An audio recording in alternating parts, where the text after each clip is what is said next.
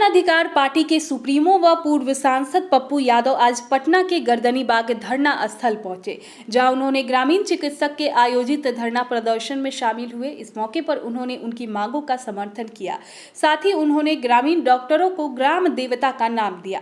पप्पू यादव ने कहा कि आपके समर्थन में हम पूरी तरह से खड़े रहेंगे, साथ ही जो आपकी मांग है उसे दिलवा कर रहेंगे। धरना स्थल पर AKF बिहार ग्रामीण चिकित्सक मंच की तरफ से इस कार्यक्रम का आयोजन किया गया है। ग्रामीण चिकित्सक बिहार के रोहतास जिला के हैं।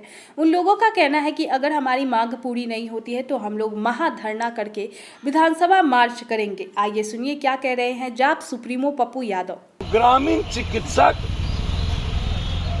अपने मेहनत का ही लोगों पर बोझ पड़ता है, क्योंकि उसकी आंख में पंचायत का पानी होता है, शर्म होता है, हया होती है। कोई चाचा है, कोई काका है, कोई ताऊ है, कोई ताई है, कोई भैया है, कोई भौजी है, कोई चाची है, कोई काकी है। ग्रामीण चिकित्सक को लूटने की आदत नहीं के बराबर। वह भी मनुष्य है, जीना चाहता है। तो जीना चाहता है तो पटना आकर के चरगुन्ना वहाँ 10 पैसा प्राप्त ठीक नहीं है ना। तो इसीलिए हम आपका रेस्पेक्ट ही नहीं करते हैं। ग्रामीण चिकित्सक को लोग कहता है झोला छाप। तो ये जो MBBS है ना, आजकल पैसा के बदले जो बड़का बड़का बेटा सब पढ़ के आता है और नंबर बढ़ा लेता है फेल किया हुआ, इस MBBS से लाख गुना अच्छा है ग्रामीण चिकित्सक। आप सर्जरी का ऑर्डर ना दें बिना ट्रेनिंग के, सर्जरी के अलावे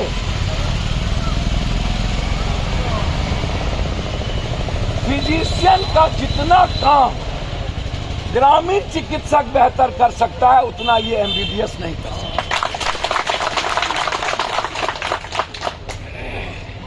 हम ये नहीं कहेंगे कि मुख्यमंत्री को हम चिट्ठी भी लिखेंगे, बात भी करेंगे।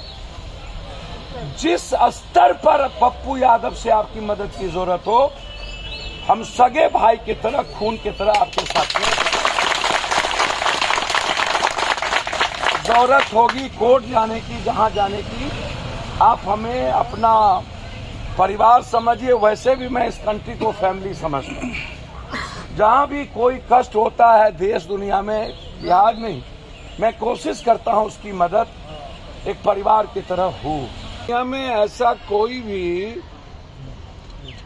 देश नहीं है जहां मेडिकल माफिया की स्थिति इतनी खतरनाक।